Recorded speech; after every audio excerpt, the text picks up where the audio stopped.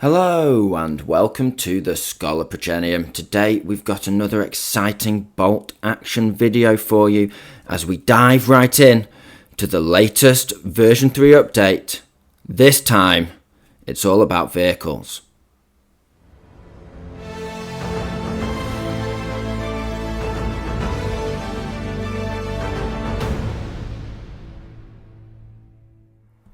So yes, chaps, finally we've had some clarification on these things, our beloved vehicles. Now we know we can take a lot of them in version 3, but what is the situation with how they're going to operate? Now, I'm going to be honest with you guys, I'm actually quite surprised with these changes, and yet totally unsurprised.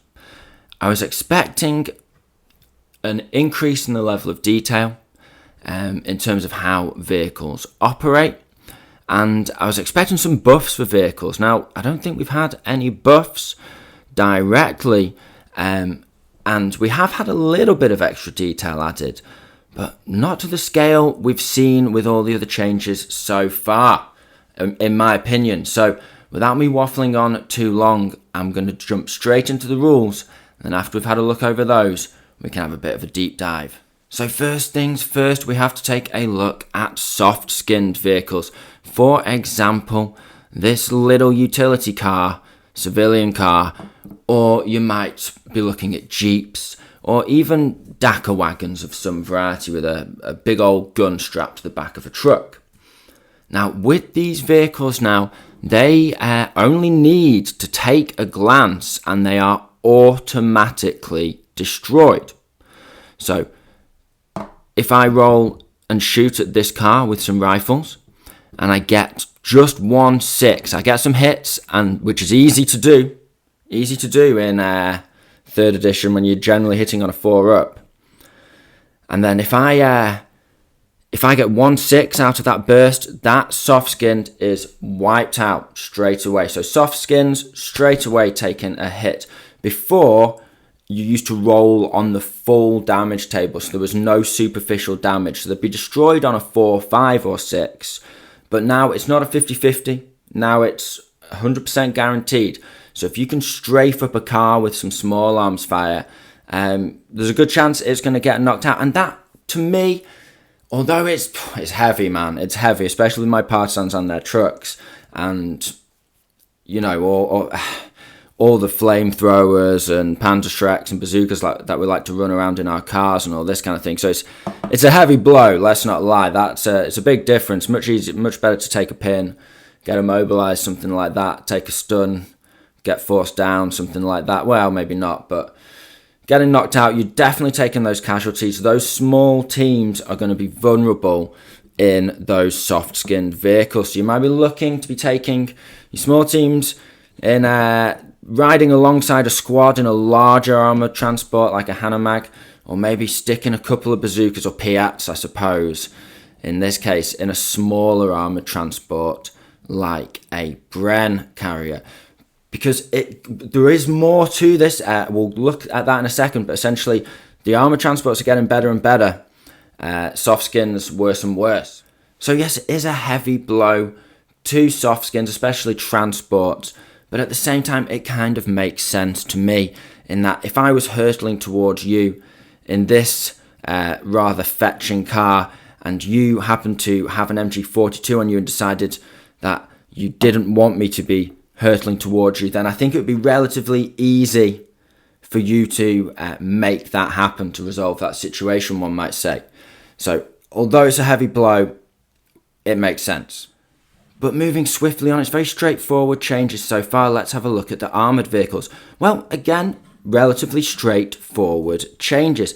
Now, Warlord have got 2 tables now for when armoured vehicles take damage, both very catchily named. One, the superficial damage results on armoured vehicles table, and other is the full damage results on armoured vehicles table. Now, I'm going to be referring to these henceforth as the glance and pen table for ease. Okay, so if I say the glance table, that's superficial damage results on armoured vehicles table. If I say the pen table, it's full damage.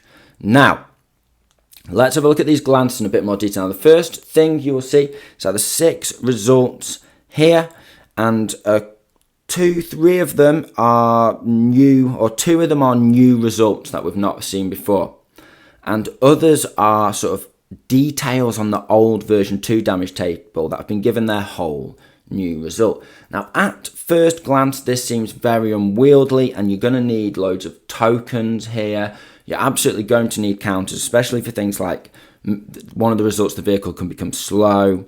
Another, it can lose the amount of pivots it has available to it. And for me, especially when I'm filming, now we've got a lot more vehicles on the table, a lot more units on table in general to keep track of. I know I'm going to forget that vehicle's slow and I can't activate it first, or I can't move it 6 inches, you know what I mean. I might forget that the vehicle can only do one pivot if I've got 3 of the same vehicle, something like that. So you're going to need some counters, but I don't think it's going to be really unwieldy when you actually take a step back and look at it, because you only ever get a glance on a 1 in 6 chance. Whether you've got a really high damage capability weapon that's going to glance on a 2 and pen on a 3 or more, and fail on a 1, of course, then that's a 1 in 6 chance. Likewise, if you've got a really, you're chancing it here, the only chance you've got to glance is on a 6. You can't even pen it again. So 1 in 6 chance, 1 in 5, you're not going to get it, 1 in 6 you will. And that's, as far as I can think of, always going to be the way. So it's not going to come up that often. You might have a couple of glance results to keep track of at any one given time. And it will be kind of interesting watching the glances rack up if a vehicle can take a couple of hits. And you will sort of create some very fun and interesting cinematic moments, perhaps with your heavier tanks. As steering's damaged, can't turn as well now. Engine's damaged, we're going slow now, but they're still pushing on, fighting on. And then maybe the turret gets jammed and so on and so forth. So with all that, let's have a look at the actual rules themselves. So if you equal the damage result when you're trying to damage a weapon, so it seems like on the face of things, how damage works is going to be exactly the same. Roll to hit and then roll a dice and add the pen value. There's no indication here that it would be any other way. They just said they've split the damage into 2 tables, which is interesting, very interesting. So if you get a glance, just as in version 2, you get a crew stunned result, something we're all familiar with. You'll add additional pin mark to the vehicle. You place a down order die on the vehicle if it does not yet have one, or you change its current one to down if it does. And then further crew stunned results just add additional pins. So if you strafe up this bad boy with a double light auto cannon, you get a couple of crew stuns together. It's going to take a couple of pins on top of the initial hit pin. The second result is steering compromised. This is the hydraulics and mechanical controls have been damaged, and add 1 additional pin marker to the vehicle. The vehicle can make 1 less pivot when moving. A second steering compromised result means the vehicle cannot pivot anymore, and any other further steering compromised results count as immobilized. You basically start off with 2 pivots, take a steering hit, go down to 1 pivot, take another steering hit, very unlikely, but it could happen. You just can drive forwards and backwards in a straight line. Another one on top of that, you're immobilized, you're not going anywhere. Now, one of the interesting things here, and I like that this is the case, but I'm kind of surprised that it is that this one, if you read it carefully, doesn't cause you to go down. So you can take a hit, take a glance. It doesn't mean you're not activating your vehicle that turn. If this guy gets steering compromised, he can still activate. It doesn't say put an order dice next to him or turn it to down. So steering, not as bad as stunned. And I kind of like that because it means that stunned has its own intrinsic value. It's not just the worst one and every other result gets incrementally better for the attacker. Start off 1, crew stunned. Okay, you take a pin and you're down. No activation for you this turn. Steering compromised, it permanently affects you, but you're still going to be able to fight this turn. Third result, turret jammed. And I'm just going to say this right now. This no longer exists on the penetration table. This has been ported over. So now if you take an immobilized on a full pen, you're immobilized, but you don't roll to see if your turret jammed. That only exists on this table. So you have the minor damage can rack up on a glance, and a pen is, significant. Now, turret jammed, it basically works the same as it did in 2nd edition. Slight change. Add 1 additional pin marker to the vehicle. In addition, the turret is immediately jammed in the arc of sight where the closest visible enemy unit lies, or in the forward arc if no enemy units are visible. So the direction in which it faces is different. It used to face towards the vehicle that had done the damage, like swing around, which I always thought was a bit silly. So I really like that update. Add 1 additional pin marker. The turret is jammed in the arc to the closest enemy unit. Okay? Weapons mounted on that turret will only be able to engage in that arc, of course, for the rest of the game. Now, make a note of this place suitable counter. They've mentioned it themselves. You might need counters, and if it happens from assaulting infantry. Now we're going to presume, because we don't know, that at this stage damage is always done to the front of the vehicle. In version 2, damage is always done to the front, against the front value for assaulting infantry. But if you assault from the back, their turret will be facing backwards from that point onwards. So that's cool. You can glance that. You can't bet on it because it's a 1 in 6 chance after a 1 in 6 chance. So 1 in 36 or something like that. So you can't bet on it, you can't play that way. But if you're charging with infantry, if you can, charge them in the back, because then their turret's going to be facing backwards if that result comes up. Who knows? It's obviously not something to play towards, but it's something to keep in mind. Now again, this doesn't activate the vehicle. So if you get a turret jam, let's say those infantry do charge and get you in the back. Oh, turret gets jammed facing in reverse. And then what's going to happen? Well, you've not been activated. Those infantry get their little consolidate. They don't get far enough away. Bang. Revenge. Sweet revenge. So I'm liking that the glance table doesn't, the majority of the time in version 2, if your vehicle takes a hit, it's out for that turn. So this is going to be more mobile, this is going to keep the momentum going in games, which is really cool. That's what we want to see. It's cool to get that permanent damage, but also from looking at it from the other perspective, sometimes you just need to get that vehicle stunned. You don't care. You don't need to knock it out. You just need to handle it in some way by yourself a little bit of time. And now, if you get a glance, that's almost guaranteed not to happen. Most glances let the vehicle keep fighting. We'll move on. Number 4, engine damage. Add 1 additional pin mark to the vehicle. The vehicle receives slow rule for the rest of the game. If the vehicle had the fast rule, it loses it instead. If the vehicle, don't know what fast is going to be, but that's interesting. If the vehicle already had maybe an extra -1 to be hit, something like that, because it's just so fast you can't hit it. Who knows?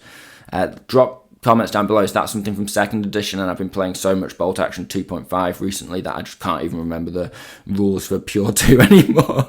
Now, so yeah, we'll carry on with this. I'll start again from the top with engine damage. Add an additional pin marker as is standard, and all of these results add an additional pin marker just to clarify.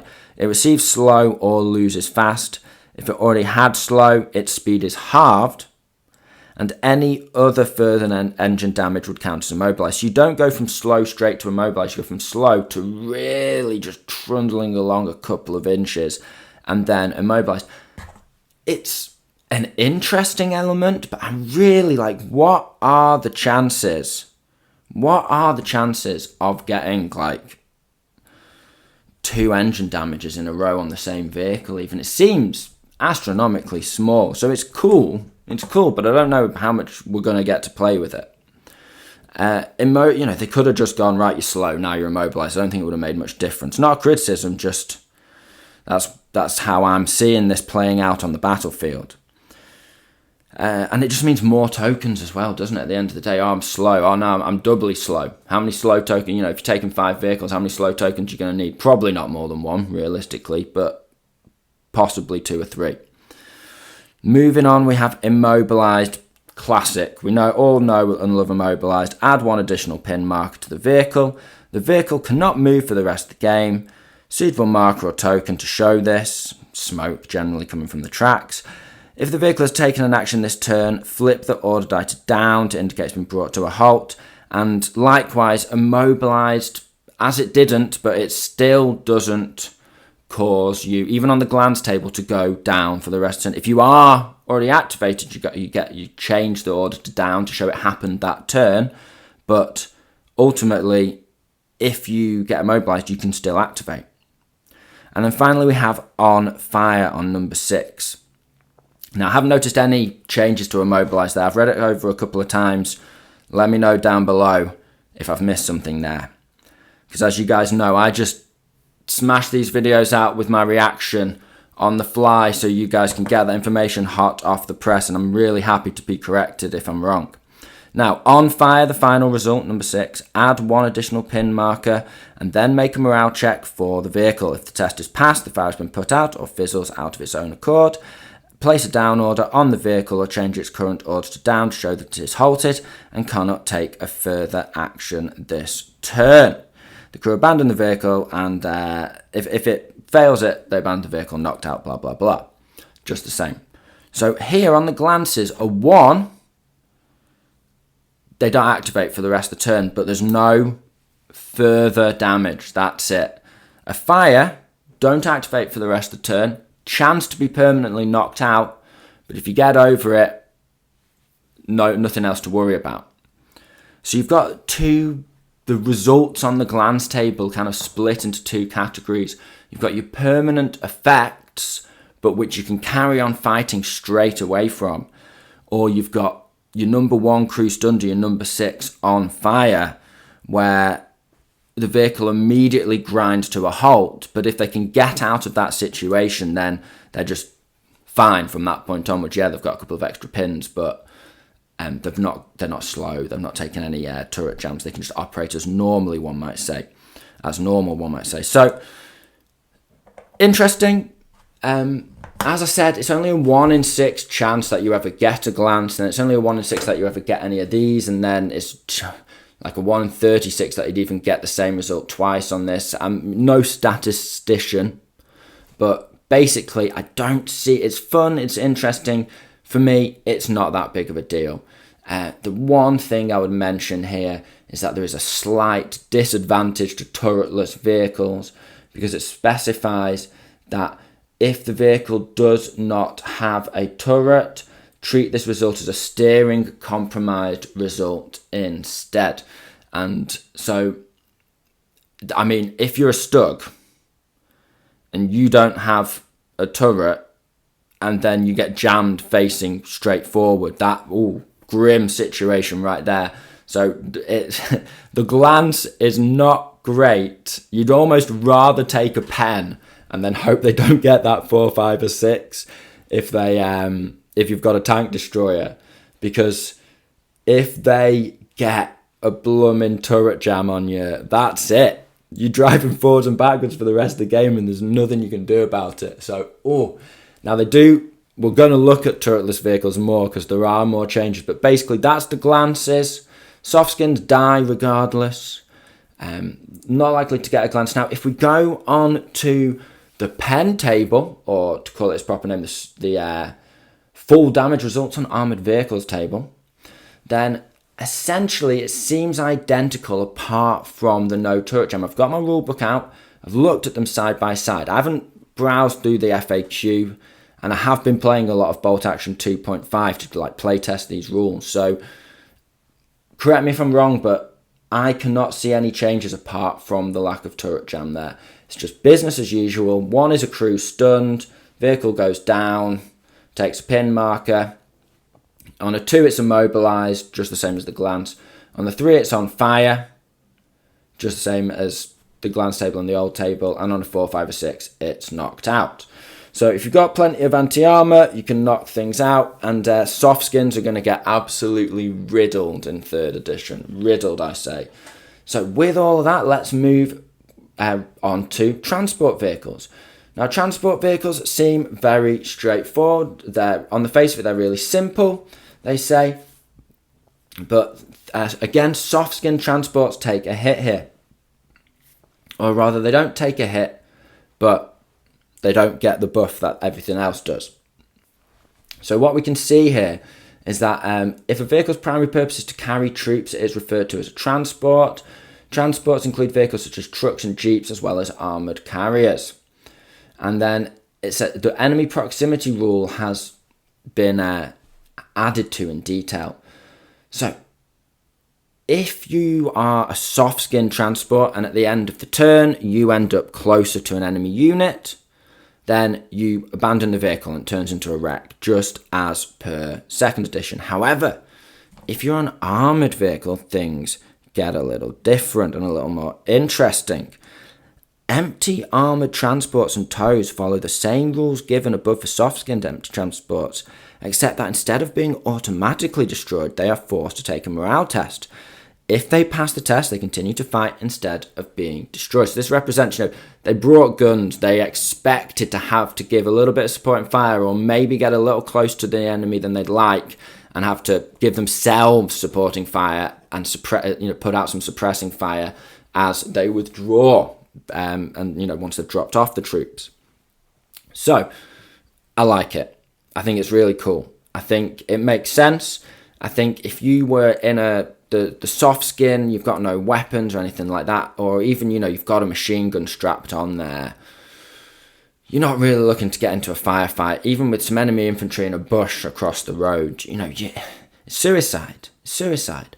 But with an armoured vehicle, you can grit your teeth, have those rounds sparking off as you reverse rapidly round a corner or bend at the end of the road and get out of dodge. It makes sense to me. I like the rule, but if you've taken a few pins, you've taken a lot of suppressing fire, you're not going to pass that check and you are going to abandon the vehicle. So it adds tactical complexity to it. It doesn't take it adds to as I said, tactical complexity in the game. So all in all, from the transports, they've not mentioned anything about changing whether the transport can move after it's had units hop into it, or whether you can still advance out, or whether you can charge out of a transport. They've not mentioned anything like that, and I feel like they probably would have done. So it seems like generally business as usual. I don't think there's anything wrong with that. I quite like the transport rules.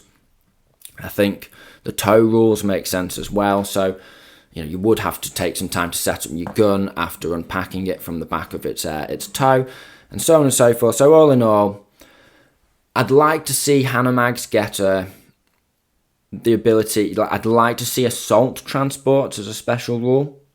So you might have something like the Hanomag, and you can drive it right into the teeth of the enemy, and you can charge out of it. I'd really like to see an assault transport rule, because that was a thing, and it would be cool to see it represented. So I'd like that to be added in, but of course that's going to be a special rule, and we know that all is to still be. We've seen some special rules, but we know there's a lot more out there. So very straightforward transports. We'll crack on to the point change. Now this is a big one. This is the biggest one, especially when you look at the devil in the detail. However, it does leave us with some questions. So they specifically state that one of the big things that was regularly fed back in 2nd edition was that certain vehicles, especially the bigger ones, you could never really take them. Tiger 2 veteran, 666 points. So what they've done is they've done what they say is a totally revamped and overhauled vehicle points costing system. So they've redone it from the ground up, the scale, and that if you weren't aware, and it's a bit too late now, you get a couple more weeks out of it, but the vehicle points costing system is available online. I think it's on boltaction.com. So you can sort of, back in the day when they hadn't released rules for loads of vehicles, especially like 1st edition, you could custom build your own vehicles in terms of the rules. Not made up ones, but you could write rules for ones that were historically you felt somewhat accurate, which is cool. It's cool. Never use it, but it's cool. Now, in this case, essentially, they've rewritten that. Don't know whether we'll get access to that document, because that was from sort of more fun, casual times. But it's very interesting because when we look at the Tiger 2 that they give an example of, it's a reduction of 138 points. Now, if I tap that into my calculatrice, as they say en français, then that turns out to be a 20.7, or if you round it up, 21% decrease on the cost of a Tiger 2. Now, they've specifically gone on to say that there have been other changes too, such as turretless assault guns, such as your my buddy, my number one, my fave, the Stug.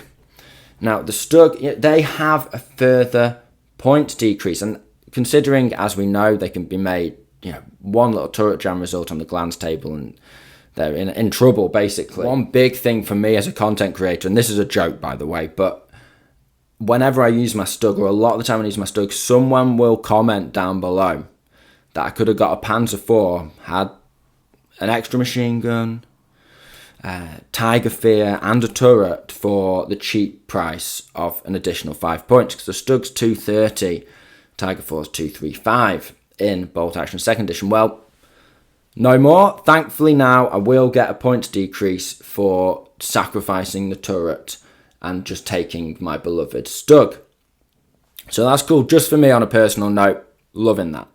However, they go on to say that some units have actually had their points cost adjusted upwards. It's a change across the board. Now this seems absolute, we're getting a rewrite here, boys, because for some vehicles to go down as much as 21% and other vehicles to actively go up in points, I think what they've done here is they've rewritten their system. They've pointed out all the vehicles in the range, and then they've gone and they've taken a step back and they've looked at it and thought, that's way too cheap, or that's way too expensive. So they've done some fine tuning outside of their standard table, which is really good, because that's in version 2 you get things like the Stuart, which is just ridiculously undercosted for what it can do. And now it looks like they've gone through with a fine tooth comb and made sure that is no longer the case. Now, let's say sounds like the majority of vehicles have got up to a 20% discount here. Could some have a little bit more, maybe up to 25%, who knows? Maybe it's on a sliding scale. This is pure speculation, but it sounds to me like the bigger the vehicle, the more its points discount. So I don't think cheap vehicles, like the lighter, cheaper vehicles, will get a big 20% discount necessarily as well. It looks like there's going to be some variation there, but using 20% just as a rule of thumb, as a benchmark, if I were to look at my Stug, well, 20% off the Stug, there or thereabouts, it's about 175 points, give or take. Now, if it also gets a discount for not having a turret on top of that 20% discount, I could be looking at Stugs for what? 160 points, who knows? I don't want to get ahead of myself, I don't want to get overexcited, but if I can run a platoon of these bad boys and still fit in a decent army, then you can bet your bottom dollar that's what I'm going to be doing. It seems like you can viably have fun with your bigger units, with the bigger points level of 1,250 being the standard now. Not compulsory, but the expected standard, the play-tested standard. You've got 250 extra points to play with. Now with 20% or thereabouts off vehicles, you've got a lot more to play with. It makes those vehicles viable. And I don't know if you guys are aware of this, your first time visiting us here. Welcome, by the way. But we have been playtesting the rules each week in our highly reviewed Bolt Action 2.5, where we've been adding in the rules as they've been updated. So make sure you check that out, and I'm really looking forward to trying out these vehicle rules, because we've seen the vehicles struggling to keep up. Everything else has seemingly got better, and there's more of it. And the vehicles, they've not been bad, but they've been struggling to tread water. Now, with a little bit of a discount, it's not so much of an investment. Getting a vehicle into hard cover and then using another vehicle to try and kill it is actually quite hard. Vehicle getting a 4-up hard cover save against every shot coming in. It's quite spicy. So it seems like vehicles now, they want to be in that cover, and they will actually hopefully be worth value for money. Now that they've got this discount, and now that we're kind of learning how to keep them alive, because there's been a lot of increase in the potential of anti-vehicle weaponry. You've got your anti-tank guns last week. You've got the fact that there's no penalty for over half range for teams like Panzerschreck and Bazooka teams. All of these little bits, these tiny little extra details have been adding up to give vehicles quite a hard time. Hopefully now they've found that this will mean they've found their place. On top of that, let's use the 20% rule of thumb for a Hanomag, for example. Now, the Hanomag, I feel like it's still going to need my proposed assault vehicle rule, which I've totally made up, by the way. I've not seen that anywhere. But if I show you this Hanomag here, he's close to becoming a laughing stock, isn't he, really? Is MG42 up there, 4 shots? You can put out 4 shots, and he would have cost 90 points. Now, 20% discount, he's looking much closer to the low, roughly 20% discount. 20% precisely be 72 points? So roughly 70 points, low 70s, maybe high 60s if he gets a little bit of an extra bump because he has such a bad reputation. So then if you're looking at a Hanomag with one MG42 putting out 4 shots and it's 60-ish, 70-ish points, that's not unreasonable because soft skins have taken such a blow. Your truck, it takes a burst of rifle fire. On a 6, it's dead. You're taking casualties on the infantry inside. If you've got a, let's say, 7 or 8 man infantry squad and a flamethrower team separate in there, just hitching a ride, or a bazooka team hitching a ride, Piat team hitching a ride, who knows? It's almost guaranteed that weapons team is going to die. But now, because soft skins are quite vulnerable, and with the amount of fire, if you've not seen our battle reports, you need to check them out, because with the new platoon selectors, we know those rules are valid. With the new shooting rules that we absolutely know are valid, our small arms are essentially operating in version 3 now. Yeah, we need to wait for the HE rules, but everything else is a good representation. And blooming heck, let me tell you, there is a lot of fire flying around version 3 tabletops. And those soft skins, they're not going to make it very far into no man's land. They're going to get strafed up. So I think points decrease, nice little discount, plus the fact that it's very viable to keep your men alive for more than a risky dash into no man's land. If you want to get right into the teeth of the enemy, you're going to need those armoured transports. So hopefully this Hanomag does go to around 65, 70 points. That'd be ideal. There's other vehicles I can think of here. We could just go along the line, couldn't we? Trucks, they're much lighter, softer, cheaper. Do we expect a full 20% discount? Possibly, now that they're really vulnerable, maybe even more. Trucks could go down to 30 points. Just cheap little thing you sling into your army, but blooming heck, you get more than 12 inches out of your deployment zone and it's a death trap, that kind of thing. So there's a lot of questions to be asked.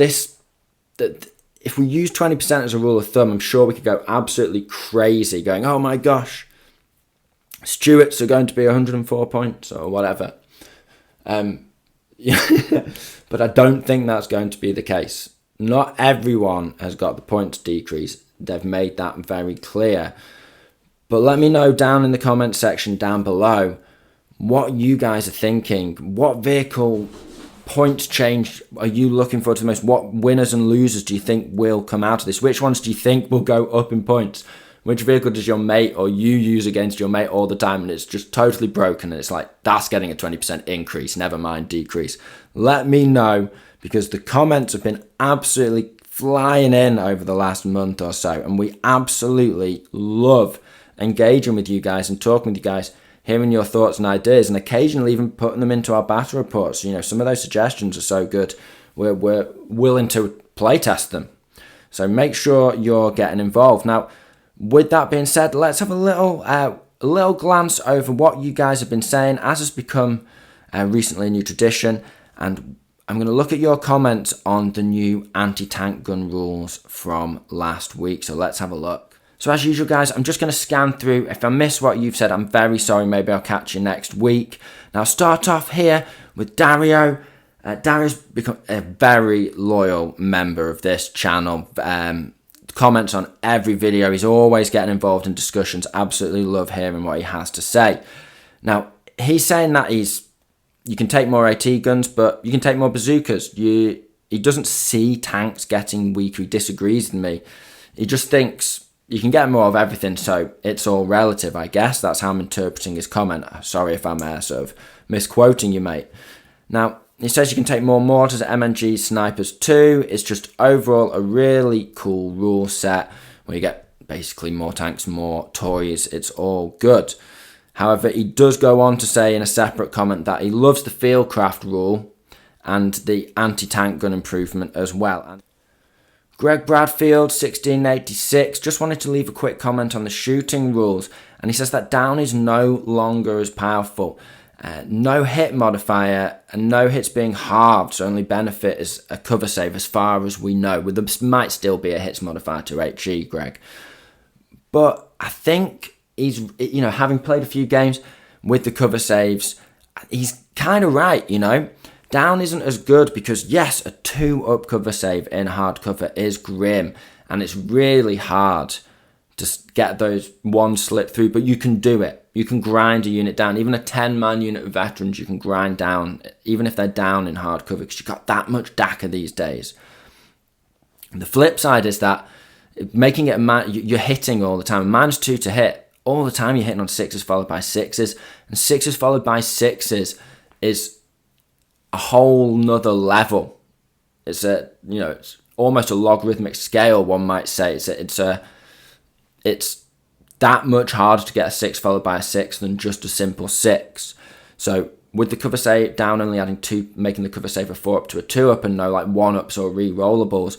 Ultimately, Greg, I think with a little bit of experience, playtesting, I'm happy to agree with you there, mate. I think you're bang on. I think down is not as good as it used to be. But you've got more units, so if you have to go down for desperate measures, you've got other units supporting them. But yeah, I don't think I'll be going down as much unless it's absolutely critical.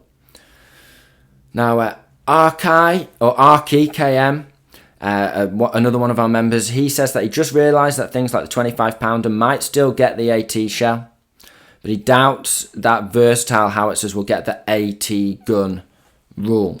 So he doesn't feel like howitzers are going to simply just be given the anti-tank gun rule instead of being given a shell. He feels like special ammunition will still be a thing. Cool. Good, interesting perspective, and thanks for getting involved, bro, as usual. Now, Neil Oldham, 8914, he says his Marder's certainly just got more interesting, brackets hopefully.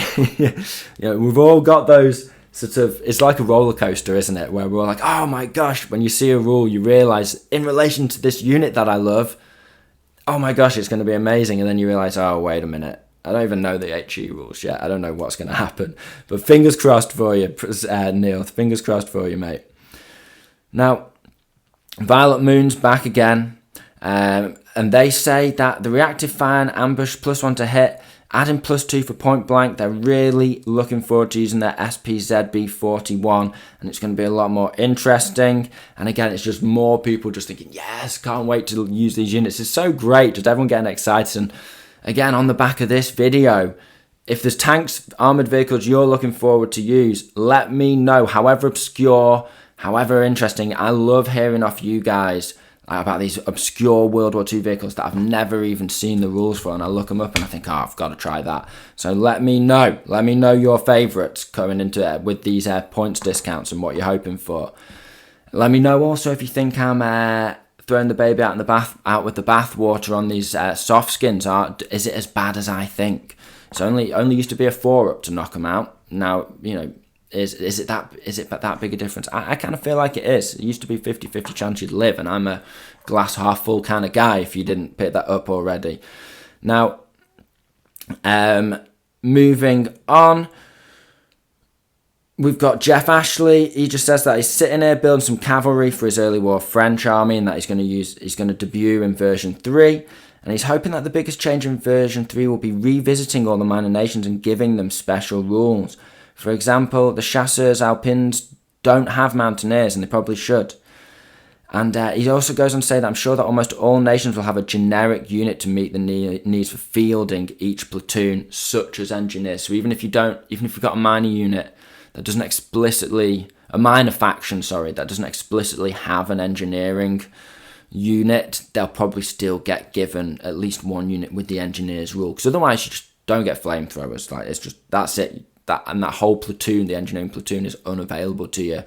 Because you build it from 2 engineer squads. So I agree with you there, man. I don't think this would be such a silly oversight when they've put clearly at this point, so much effort into the rules. I think we can all be assured at this point that whatever criticisms you've had over, warlord rules maybe not making sense here and there in the past, I am quite reassured. Wi-Fi Soldier 5076 says that heavy and super heavy anti-tank guns need their HE template size reduced to 1-inch template. He goes on, the 17-pounder had a terrible HE shell, but in bolt action, it's like a medium howitzer. And I said this to him in the comment section, and I'll say it again to you guys. On the one hand, Wi-Fi Soldier is absolutely right here.